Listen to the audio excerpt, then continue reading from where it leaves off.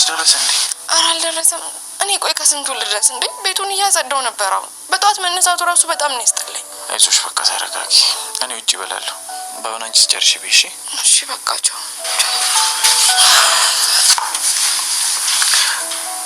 እስኪ ቁጭ በይ።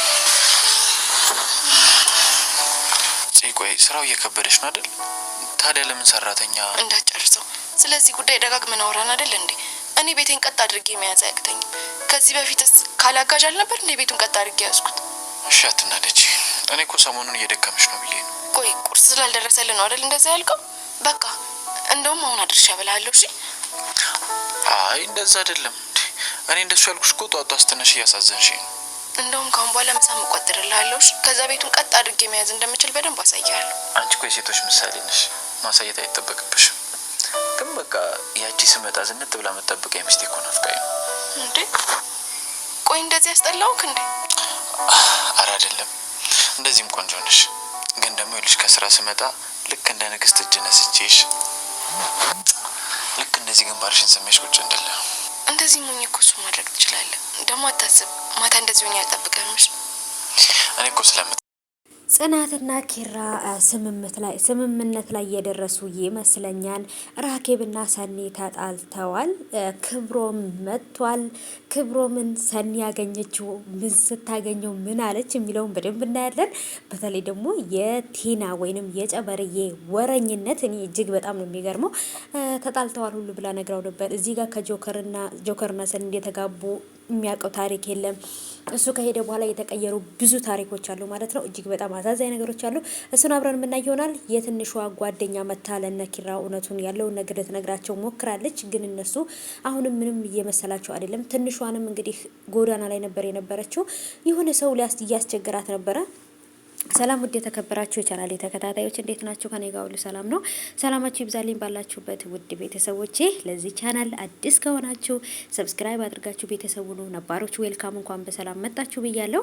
ተወዳጁ የጽናት ድራማ ትንሽ 30 ደቂቃ አሳልፎ ከተለመደው ሰዓት አሳልፎ ነበር የለቀቁት። እንግዲህ ያው ኔትወርክ ወይንም የሆነ ነገር ኮኔክሽን ችግር ሊኖር ይችላል እና እንግዲህ ቢሆንም ተለቆልናል በቀኑ ማለት ነው። ምንም ከቀኑ አላሳለፉትም ማለት ነው።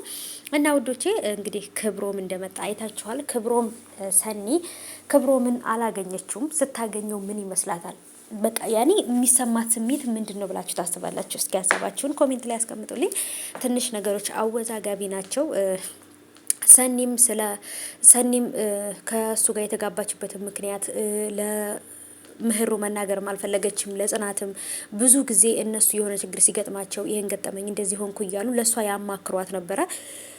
ሰኒ ግን ምን ብላ ለእነሱ እንደምትናገር ከዚህ በፊት የተፈጠረውን ነገር ስዊድን እንደሞተ ወይንም ሙቷል ብለው እንደሚያስቡ በሱ የተነሳ ወይንም ደግሞ ይሄ ልጅ ቤት ተቀምጦ እንደዚህ እያደረገ ነው ብለው በሱ የተነሳ ነው እንደዚህ እያደረግኩ ያለሁት ብላ እውነቱን ብትነግራቸው የሆነ መፍትሄ ላይ ይደርሳሉ ብዬ አስባለሁ።